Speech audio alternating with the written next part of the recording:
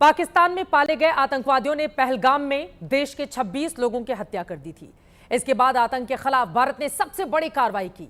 Operation सिंदूर का 1 महीना पूरा हो चुका है। पूरी दुनिया को भारत ने यह संदेश दिया कि ऑपरेशन सिंदूर ही आतंकवाद के खिलाफ भारत की नई नीति है। भारत की बात दुनिया तक पहुंचाने और पाकिस्तान को बेनकाब करने के लिए हर पार्टी के 58 नेताओं को मिलाकर 7 प्रतिनिधिमंडल 33 देशों में भेजा गया। प्रतिनिधिमंडल में अलग अलग दल के लोग थे, लेकिन एकजुट होकर एक सुर में सभी ने पाकिस्तान की पोल खोलकर रख दी। हर मुद्दे पर सरकार को घेरने वाली पार्टी कांग्रेस के नेता शशि थरूर ने दुनिया के हर मंच पर पाकिस्तान को बेनकाब किया। ऑपरेशन सिंदूर को आतंकवाद के खिलाफ भारत की नीति बताया। साफ साफ संदेश दिया कि अगर भारत के नागरिकों की हत्या होगी तो भारत गुनहगारों को कभी नहीं छोड़ेगा। थरूर ने यह भी कहा कि प्रतिनिधि मंडल की पहल के बाद ही कोलंबिया का रुख भारत के पक्ष में आ गया और कोलंबिया ने भारत विरोधी अपना स्टैंड बदल दिया। सरकार पर हर वक्त निशाना साधने वाले ओवैसी ने भी अपने बयानों से देशभक्ति की बड़ी मिसाल पेश की और खूब तारीफें भी बटोरी। संघ प्रमुख मोहन भागवत ने भी पक्ष विपक्ष की एकजुटता की तारीफ की है और कहा है कि आपसी मतभेद भुलाकर जिस तरह हमने एकता दिखाई वो देश के लिए बड़ा संबल है। विदेश में तो विपक्ष के नेता एकजुट रहे, लेकिन देश में उनकी पार्टी सुरक्षा के मुद्दे पर, विदेश नीति के मुद्दे पर लगातार सरकार को घेर रही है। सवाल यह है कि विदेश में एकजुट, लेकिन देश में क्यों मची है सियासी फूट? कई ऐसे सवाल हैं जिसको लेकर करने वाले हैं चर्चा, लेकिन उसके पहले बयानों के बाण देश के भीतर कैसे दागे जा रहे हैं एक दूसरे पर, वो सुन लेते हैं। भारत माता की जय, भारत माता की जय, भारत माता की जय।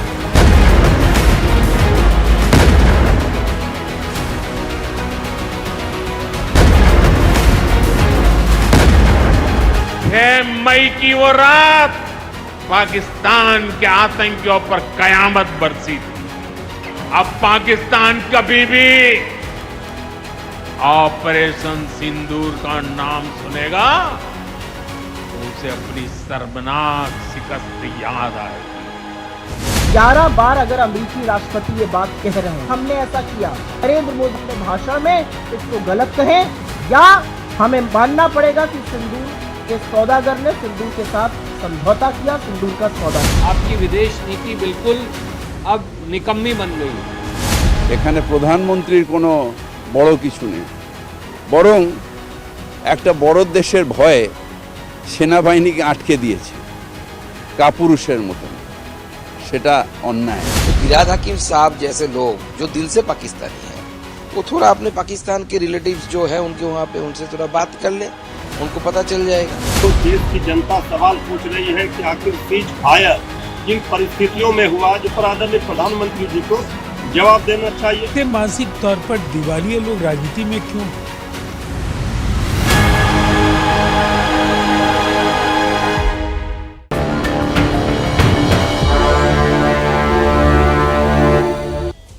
देश के भीतर अगर इस तरह की सियासी फूट रहेगी तो क्या एकजुटता को धक्का नहीं लगेगा? क्या इससे चोट नहीं लगेगी? दुनिया भर में अगर एकजुट होकर पाकिस्तान के खिलाफ हमें संदेश देना है तो फिर दुनिया के दूसरे मुल्कों में ही जाकर क्यों? देश के भीतर आखिर क्यों नहीं?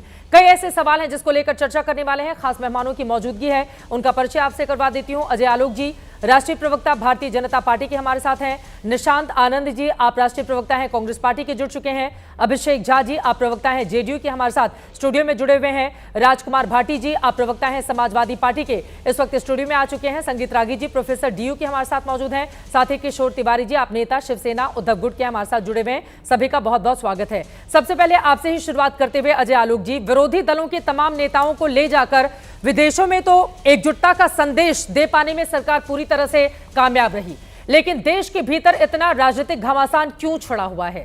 और विरोधी दल अगर आप लोगों से भी कोई सवाल कर लेते हैं तो आप लोग भी उनको आंखें दिखाने लगते हैं, ये कहते हुए कि पाकिस्तान की भाषा बोल रहे हैं। क्या इससे एकजुटता चोटिल नहीं होती है? अजय आलोक जी। देखिए, ऐसा है कि इस देश का इतिहास रहा है कि जब भी देश पे कोई विपदा आई है, आपदा आई है, युद्ध का माहौल भी बना है, तो आपसी राजनीतिक प्रतिद्वंद्विता छोड़ के सारे दल एक साथ हो जाते हैं, एक सुर में बोलते हैं, एक सुर में काम करते हैं। विडंबना है और दुर्भाग्य है इस देश का। वो एक शेर याद आता है मुझे कि सारी उम्र तू यही गलती करते रहा, दोष कच्छ बुद्धि का था, मतलब कछुआ बुद्धि, दोष कच्छ बुद्धि का था, तू नरेंद्र नरेंद्र करता रहा। सब चीज में नरेंद्र नरेंद्र करने की आदत हो गई। अरे आप किस चीज के लिए क्या बोल रहे हैं आपको ये समझ में आता है? आपकी भाषा को पाकिस्तान पार्लियामेंट इको करता है। कल पाकिस्तान के डिफेंस मिनिस्टर ने साहब की भाषा बोलते हुए कहा कि लीडर ऑफ अपोजिशन कह रहे हैं सरेंडर सरेंडर, इससे बड़ा सबूत क्या हो सकता है सरेंडर का? मतलब इस देश में एक ऐसे व्यक्ति की सुनी जा रही है जो मैं कहना चाहूँगा कि महान लापरवाह किस्म के इंसान है। मैं बताता हूँ, मैं तथ्यों के साथ बता दूंगा आपको। 2019 से 24 में लोकसभा अटेंडेंस 51%, 24 से लेकर अभी तक पता कर लीजिएगा चित्रा जी, इस आदमी ने अटेंडेंस रजिस्टर साइन करना बंद कर दिया ताकि रिकॉर्ड नहीं निकल सके। एक भी अटेंडेंस रजिस्टर साइन नहीं किया है। Total debates participation 8, total question पूछना 15, प्राइवेट बिल 0, और संसद में तमाम तरह की झूठ बोला है इन्होंने, जो कि संसद की गरिमा का अपमान है। प्रधानमंत्री के बारे में बोल दिया कि उन्होंने विदेश मंत्री को भेजा था डोनाल्ड ट्रंप के पास इन्विटेशन लाने के लिए। इन्होंने कह दिया कि सेनाध्यक्ष ने प्रधानमंत्री के स्टेटमेंट को डिसमिस कर दिया फ्लोर ऑफ द हाउस पे। ये तमाम तरीके की झूठ बोलते बोलते, और उसके बाद यहां तक बोल गए कि हिंदू हिंसक होता है। जो लोग अपने आप को हिंदू कहते हैं वो हिंसा फैलाते हैं, वो हिंसा भड़काते हैं। मतलब ऐसी तमाम की बातें बोलकर एक लीडर ऑफ पोजीशन के पद की गरिमा को तार तार करना, ये कहीं से भी तर्कसंगत नहीं है। और आज उसी नेता के कारण आके कांग्रेस पार्टी अपना समूल वजूद, जो कांग्रेसी हैं वो आज भी देश के साथ खड़े हैं। राहुल गांधी इस आप देखिए सवाल से सफदर हटना नहीं डेलीगेशन चाहते ना इन्हीं कि के MPs सीज़फायर का ऐलान जाके किसके देश दबाव की में हुआ था। ठीक है, और